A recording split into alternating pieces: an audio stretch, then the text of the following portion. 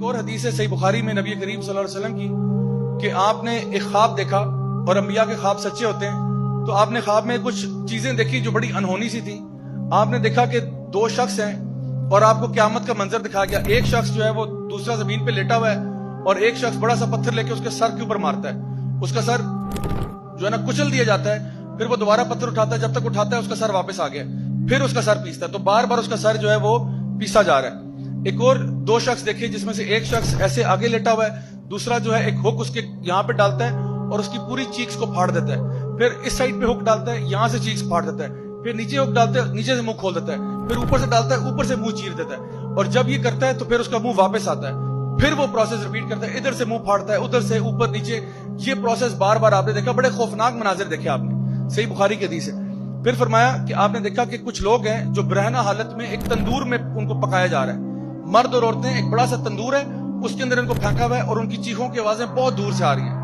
یعنی وہاں پہ ڈسٹینسز اتنے ہیں لیکن کہاں دور تک ان کی آواز آ رہی ہے. پھر آپ نے دیکھا کہ ایک شخص ہے جو کہ پانی میں تیر رہا ہے، یعنی ایک ایکچولی خون کے دریا میں خون میں تیر رہا ہے. اور جب خون میں تیرتا ہے تو ایک پتھر ہے جو اس کے منہ پہ مارا جاتا ہے جب وہ جو ہے نا کنارے پہ آتا ہے. تو جب پتھر اس کے منہ پہ پڑتا ہے تو وہ اس کی بلو سے بہت پیچھے چلا جاتا ہے. پھر وہ پتھر کو اپنے منہ میں لیے واپس آتا ہے. ایک شخص جو کنارے پہ کھڑا ہے وہ پتھر دوبارہ اس کے منہ سے نکالتا ہے، پھر اس کے منہ پہ مارتا ہے اور اتنی زور سے لگتا ہے کہ وہ دور چلا جاتا ہے. پھر وہ منہ کو پتھر میں لیے جو ہے نا دوبارہ سے واپس آتا ہے. پھر وہ یہ پروسیس ریپیٹ ہو رہا ہے کہ بار بار وہ اس خون کے دریا میں تیر رہا ہے، آگے پیچھے بار بار مار بھی کھا رہا ہے اور بار بار پتھر واپس بھی لے کے آتا ہے. پھر آپ صلی اللہ علیہ وسلم نے دیکھا کہ ایک بہت ہی بھیانک شکل کا ایک شخص جو ہے وہ ایک آگ کے ارد گرد دوڑ ہے. ایک بیس نما چیز ہے، بڑے خوفناک سا شخص ہے. پھر آپ نے دیکھا کہ ایک باغ ہے، اس باغ میں ایک اونچا سا درخت ہے اور اس کے ساتھ ایک اونچا سا انسان ہے، بڑا خوبصورت سا، خوش شکل سا. اس کے ارد گرد بہت سارے بچے کھیل رہے ہیں اور وہ ان کے ساتھ بہت انجوائے کر رہے ہیں. اس کے بعد آپ نے دیکھا کہ آپ نے ایک چھوٹا سا ہل کراس کیا. ہل کراس کر کے آگے گئے تو آپ نے دیکھا کہ ایک لیک ہے اور اس لیک کے ساتھ کچھ لوگ ہیں جو آدھے خوبصورت ہیں اور آدھے بہت بدصورت ہیں. تو وہ جب لیک میں جاتے ہیں ڈبکی لگا کے باہر آتے ہیں تو وہ پورے خوبصورت ہو جاتے ہیں. یعنی انہوں نے وہ شخص دیکھے، بہت سارے لوگ کھڑے ہیں جو ان کا ایک سائڈ بہت خوبصورت ہے اور ایک سائڈ اتنی ہی بدصورت ہے. وہ اس دریا میں اس لیک میں جا کے ڈپ کر کے آتے ہیں، باہر آتے ہیں تو بالکل صاف ستھرے ہو کے اچھے لگ رہے ہیں. تو آپ نے فرشتوں سے پوچھا، آپ خواب میں دیکھ رہے ہو فرشتے آپ کو ٹور کرا رہے ہیں. آپ نے جب فرشتوں سے پوچھا کہ یہ سب کیا معاملہ ہے تو ان کو بتایا گیا کہ وہ جو دو شخص ہیں یہ وہ ہیں کہ جو قرآن کو پڑھتے تھے لیکن اس کو یاد نہیں کرتے تھے، اس کو اگنور کر دیتے تھے، اس کو نیگلیکٹ کرتے تھے. یعنی قرآن کو ان کو پتا تھا لیکن نہ تو اس کو یعنی صحیح طریقے سے پڑھتے تھے، سمجھتے تھے، نہ اس پر عمل کرتے تھے اور قرآن سے منہ پھیر چکے تھے حالانکہ گھروں میں ان کے قرآن پڑے ہوئے تھے. تو یہ وہ ہیں جن کے سر پیسے جا رہے ہیں کیونکہ اب آپ کو قرآن کا فائدہ ہی نہیں ہوا نا. آپ نے تو اوپر سے پڑھ لیا لیکن عمل ہی نہیں کیا، سمجھنے کی توفیق ہی نہیں ہوئی آپ کو.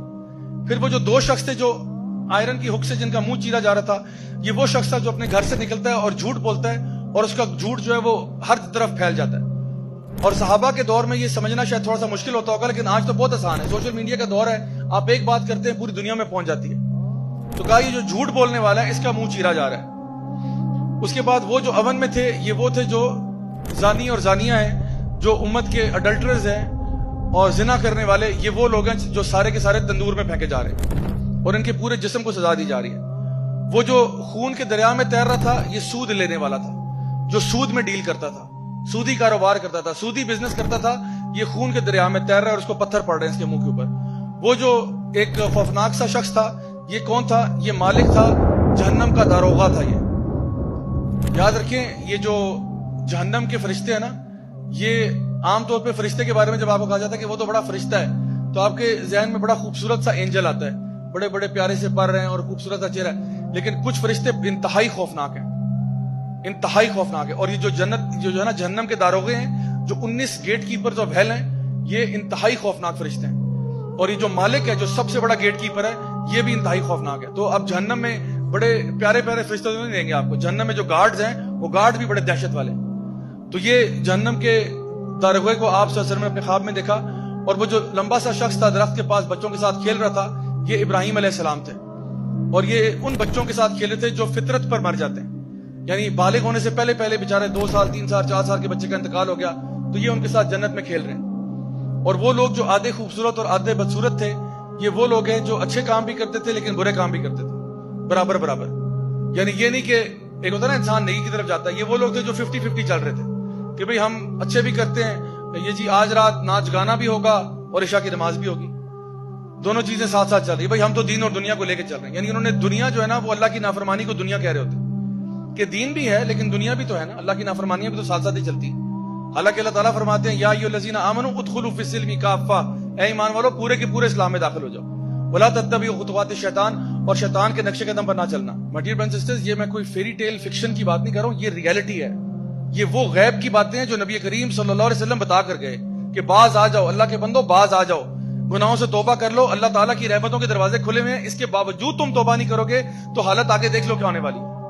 بڑے سے بڑا آپ نے گناہ کیا ہو, بڑے سے بڑا گناہ کیا ہو, اللہ تعالیٰ آج آپ کے پاس موقع ہے, معافی ہو سکتی ہے. اللہ تعالیٰ فرماتے ہیں تو زمین و آسمان کو بھی گناہوں سے بھر دے, میں سے بڑی مغفرت تجھے دے سکتا ہوں. تو سارے سمندروں کو گناہوں سے بھر دے, میں اس سے بڑی مغفرت دے سکتا ہوں. آج موقع ہے, جب مر جائیں گے اس کے بعد توبہ کریں گے تب فائدہ نہیں ہوگا.